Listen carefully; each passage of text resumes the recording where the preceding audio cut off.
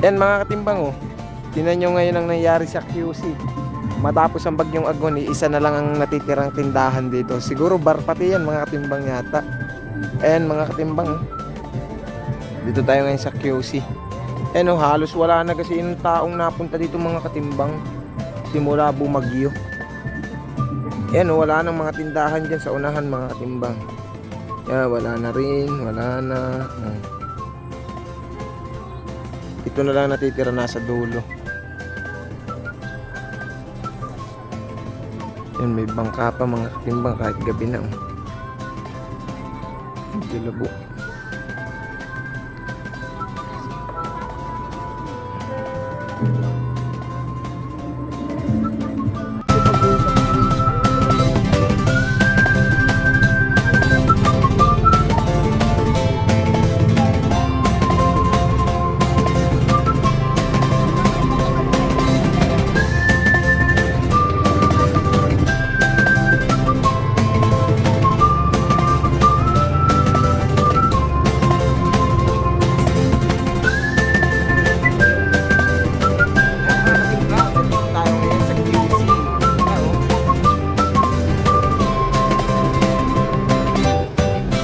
Wala nga lang tao.